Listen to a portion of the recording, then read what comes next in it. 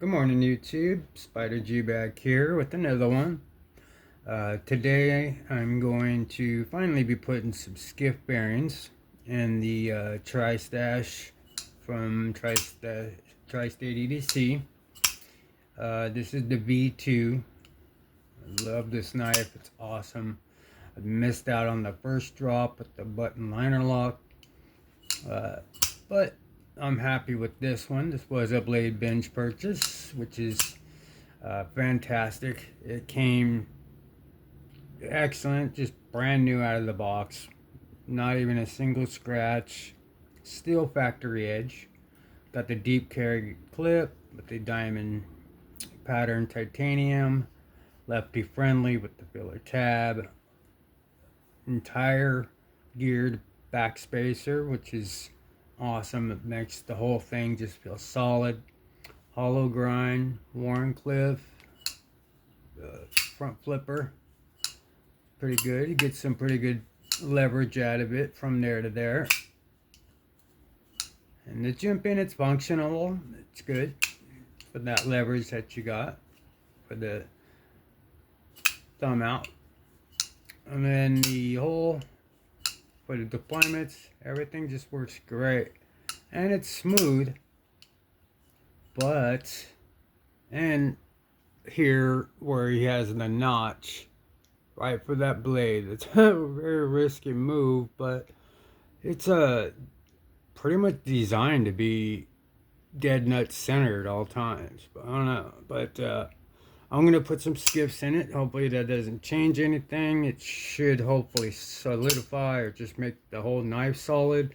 It already is, but with the skiff bearings, maybe I can get it to be a little more smooth. It does feel, I can feel the bearings a little bit, or just either it's brand new and not fully broken in, but it is smooth. The blade is a little heavy, it's top heavy on that, but I think it could be more solid and more smooth. Not by very much. I mean, these are awesome as it is. The bearings that are in them and the smoothness with this, it's just a badass knife. It's a little big for me to carry in EDC at work, but around my other jobs, perfectly fine to use. But right now, I'm going to be doing a skip install. First, I wanted to show this factory edge that came through. I never sharpened it. The owner before me on this one said never sharpened it. I could tell has not been sharpened. Still has the belt vertical sharpening process. So that's pretty cool, and it is very sharp. You could tell it's got the teeth. It's 154 cm. It's great. But this thing has like it's really factory sharp. Tri-State did a wonderful job designing this knife to be for a knife guy. I mean, this is just everything that you need. I mean, even like poking and the tip, it just slides through this paper, this very thin U-line paper with that, pinch grip all day. He talks about, it's pretty funny, but this is actually a very good EDC knife. California, it's not the safest to carry this size, which is just terrible because I love this knife. Now, if they can make a mini one of these, about 3 inches on the blade, that would be fantastic. But either way, I still love this thing. I wanted to buy it. I missed out on the first batch, like I said, and this one is the next best thing. But yeah, we'll go ahead. And that stone wash and the brushed satin flats there, I mean, it's just awesome. This has a very good quality feel. I believe Kubi is the actual OEM, and we'll get right to it. So we will start by taking the pivot And with this one, it is 5mm 5mm 1/16 bearings. I do have one pair left. Put the other pair in the walker. So we're going to break this down real quick and see the inside. All right. So you don't have to take off the pocket clip or not or anything like that. And it's great.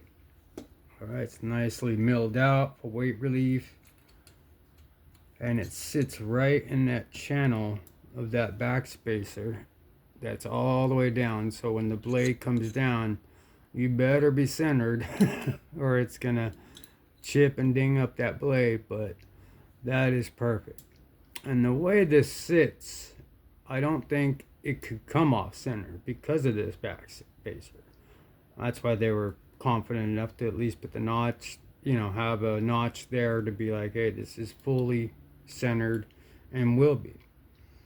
If it had standoffs, it'd be a little riskier. But since this back spacer is just straight, I don't think there's a way to get on the other side. It wouldn't close all the way. But that being said, we'll go ahead and take off the pivot, take out the factory bearings, which are still just fine, but Skiffs will bring everything together, and hopefully that happens here. All right, so I'm going to actually rotate the washers as well. Looks like there's a pretty good track created, so anytime you put new bearings in, it's always a good idea, if you have washers in the knife, is to flip them over so you could start a new track and not try to carve out a new track in a track that's already built. So flipping them over will be like a brand new knife. If I can get this washer out of here. It's pretty strong magnet too, so that thing's in there. Okay, I got it. So I'm simply just flipping it over. Now there's no track made, so we're going to be making our own track, starting with the skiffs. So okay, so let's move this sharp blade, this warning, like it's right up against that flat, so that's true worn clip right there. It does go up a little bit at the end, but that's more worn clip than sheep's foot. And the hollow be thy grind, as he says. So, all right. Take a sip of my coffee here. And we'll continue putting in these skiffs. So let's make sure the pivot goes back in. It's beautiful pivot collars, and this, I love this. His logo is his stash, the mustache.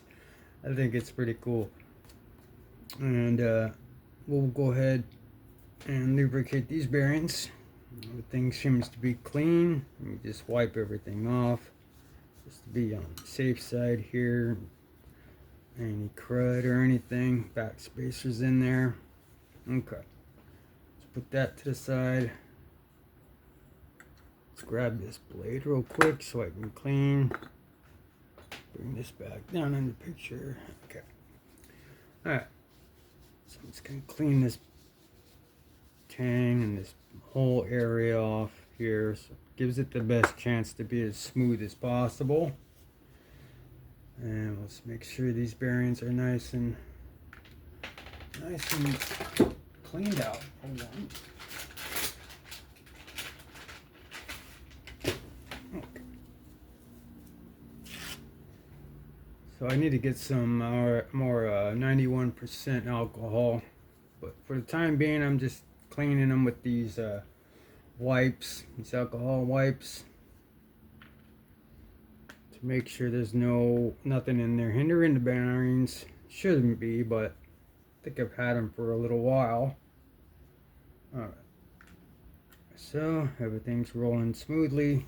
Okay. Alright, next we're going to go ahead and lubricate these bearings. We'll put a little bit of juice right on this washer and this one here, just a little, just not too much. Rest of it goes on the bearings. Alright, put that one in, and then I need to dry off my hands. Pick this blade up real quick. Alright, put some juice inside the cutouts for the blade. We'll go ahead and put this one down. And let's go ahead and lubricate the other skiff, the other bearings. Place that right in there. Give a little juice, spin it around. Alright, so we're done with this one. Now let's get the heavy out.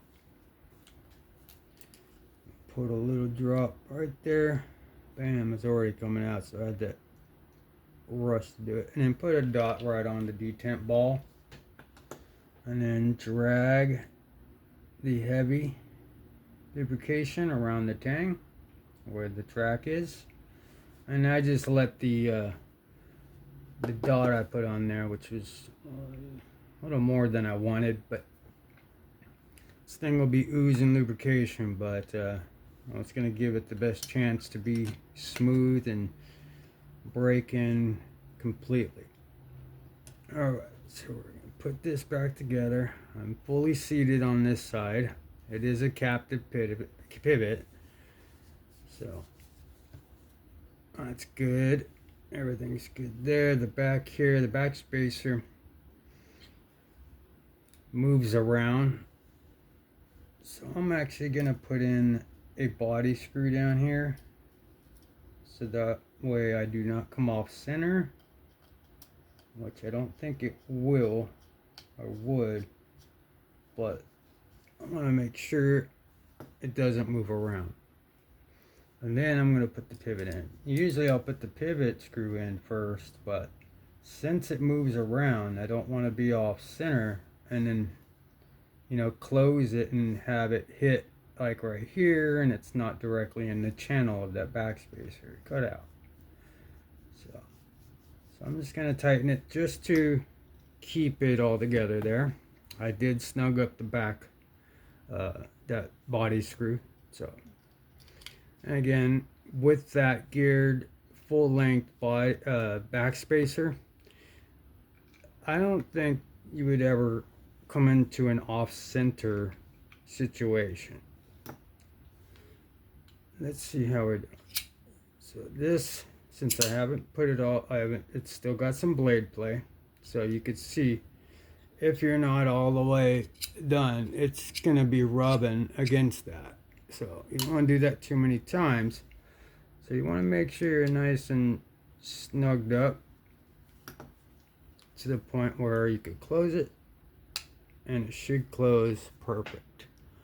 And that's pretty much dead nut center, but I could probably make it a little better. It does have a little blade play, but I'm kind of notching it or screwing it in very little at a time so I could see at what point do I stop turning and what is the best. Ooh, that is so much better than those other bearings. That's what I'm talking about. That the Skiff bearings really solidify or just make a nice solid. So I tightened it up even more. It's dead nut centered still. And that just drops. That just guillotines down.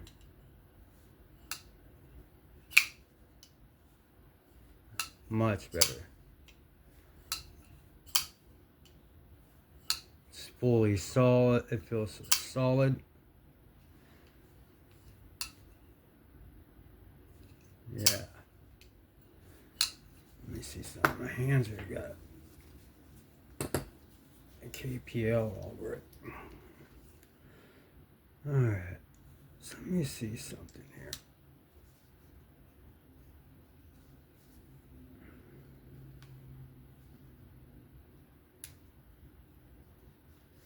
Let's make sure this guy. I thought I saw it a little off center, but it's not. It's perfect. I think it's just the angle on that. Yeah. So, I like this knife a lot. So,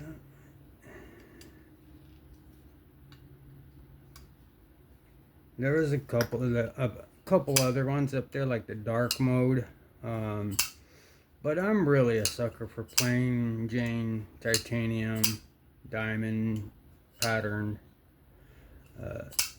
knives. I like DLC, I like all that, but if I wanted to own one, would be the one I wanted. DLC is cool, but these stonewash hollow grind brush satin there, and this smooth action. It's got skiffs in it, ready to go to work. Slicey is all get out.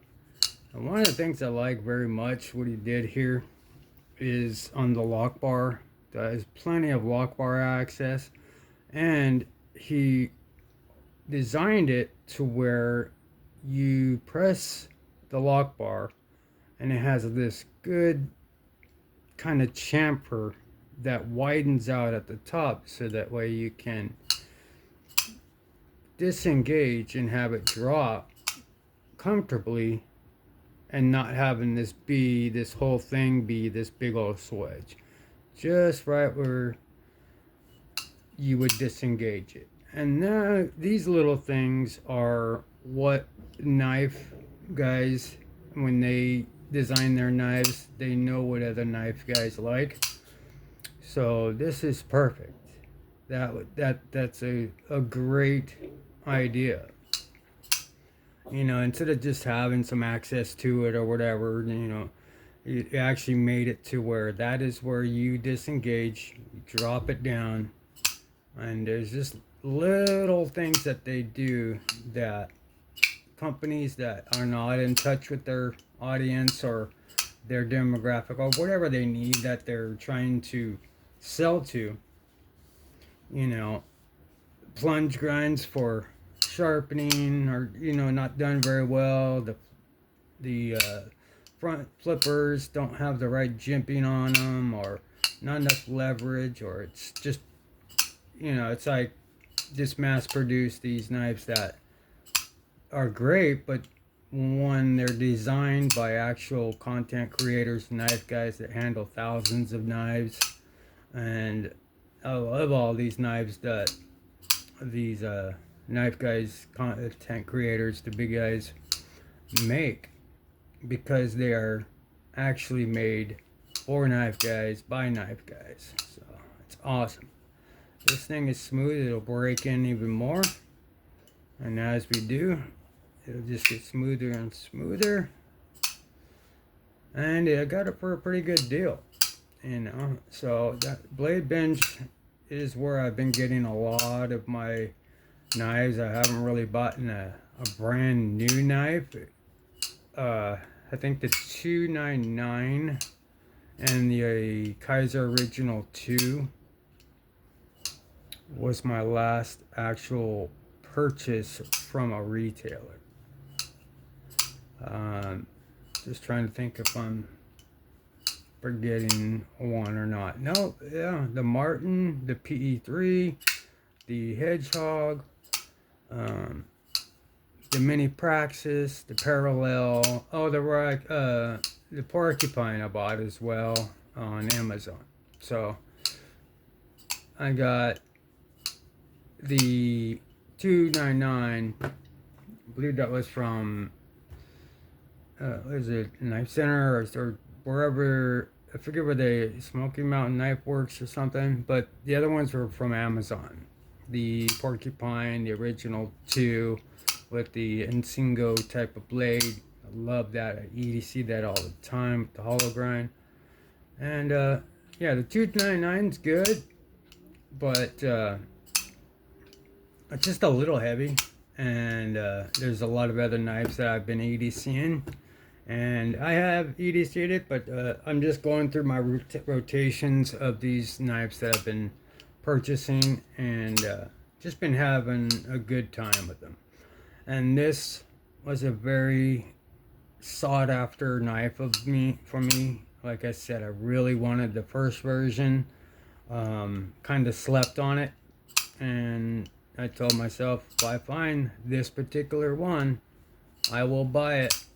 And not only did I find it, I found it for a great deal on Blade Binge.